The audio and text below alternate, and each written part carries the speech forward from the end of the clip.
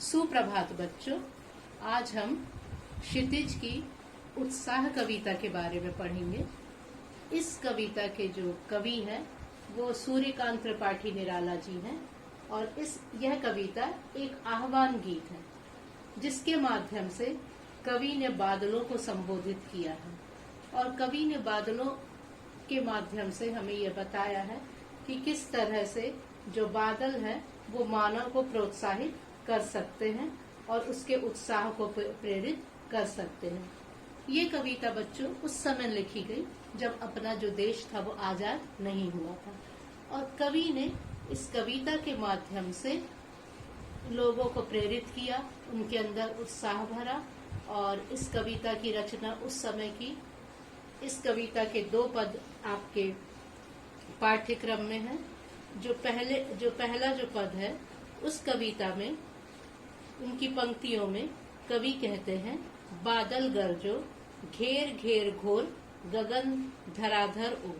अर्थात यहाँ पर जो कवि है वो बादलों से आह्वान कर रहे हैं कि हे बादल तुम गरजो। दूसरी पंक्ति में कवि ने बहुत सुंदर तरीके से अनुप्रास अलंकार का प्रयोग किया है और ये बताया है और कि बादल को बोल रहे हैं कि तुम अपने गर्जन से पूरी धरती को घेर लो। उसके बाद कवि बादलों की सुंदरता का वर्णन करते हुए कहते हैं, ललित ललित काले घुंघराले बाल कल्पना से है पाले। वो बोल रहे हैं कि जो सुंदर जो बादल हैं वो जब हम देखते हैं कि जब बादल छाते हैं तो वो कहीं पे सफेद कहीं पे भूरे और काले काले घुंघराले बालों की तरह दिखाई देते हैं। तो कवि कह रहे हैं कि जो बादल हैं वो बहुत सुंदर दिखाई दे रहे हैं और उनकी जो कल्पनाएं हैं वो बच्चों के समान। कवि ने उसकी तुलना बच्चों के मन से की है कि जिस तरीके से जो बच्चों का मन रहता है वो सबके प्रति निष्कपट निष्कलंक रहता है, उसी तरह जो बादल हैं वो हर जगह बरसते हैं। ऐसा नहीं है कि बादल कहीं एक जगह बरस रहा तो दूसरी जगह नहीं बरस रहे। बादल अपने पानी से सारी धरती को भर देते हैं। तो कवि यहाँ पर जो बादल की तुलना है वो बाल कल्पना से करते हैं। और कवि यहाँ पर आगे बोलते हैं कि जिस तरीके से जब बादल गरजते हैं तो बिजली भी चमकती है और बिजली की कड़क के साथ जो वातावरण है वो उत्साह से भर जाता है। तो यहाँ पर कवि बता रहे हैं कि उसी तरह से जो एक कवि भी है वो अपनी रचना के माध्यम से समाज में परिवर्तन कर सकता है, सामाजिक क्रांति ला सकता है। और कवि बोल रहे हैं कि वो एक कवि अपनी कलम के माध्यम से भी इस समाज में क्रांति ला सकता है।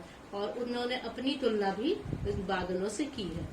दूसरे पद में कवि ने ये बताया है कि जैसे कि मैंने बताया कि जब अपना देश आजाद नहीं हुआ था तब कवि ने ये कविता लिखी है और इस कविता के माध्यम से कवि ने ये बताया है कि जब हम गुलाम थे उस समय में जो लोग थे वो बहुत ज्यादा परेशान थे और बहुत ज्यादा निराश हो चुके थे।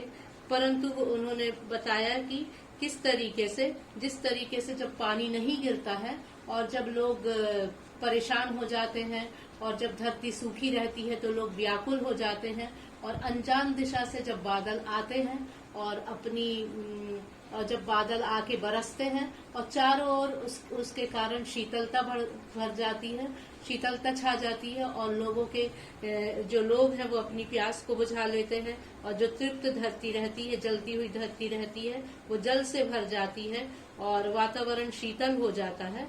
उसी तरह कवि बोलते हैं कि जब लोग परेशान थे तो कवि ने अपनी कलम के द्वारा अपनी कलम के माध्यम से मानव को प्रोत्साहित किया और उसके उत्साह को प्रेरित किया। तो इस कविता में कवि ने बादलों के माध्यम से ये बताया है कि किस तरीके से जो बादल हैं वो मनुष्य के अंदर, इंसान के अंदर उत्साह को भर देते हैं। और सूर्यकांत त्रिपाठी निराला जी ने उस समय में उनका जो दृष्टिकोण था वो बहुत ही व्यापक दृष्टिकोण था और सामाजिक क्रांति और सामाजिक परिवर्तन में उन्होंने किस तरीके से साहित्य की भूमिका होती है उन्होंने इस कविता के माध्यम से हम सबको ये बताया है। ये कविता यहीं पे समाप्त होती है। इसमें 2 कविताएं हैं, एक इसके बाद एक अट नहीं रही है उनकी दूसरी कविता है, जिसके बारे में अपन अगली कक्षा में पढ़ेंगे। और ये कविता आपको समझ में आ गई होगी। इस कविता का एक और वीडियो भी मैंने पोर्टल में डाला है, उसे आप ध्यान से देखिए।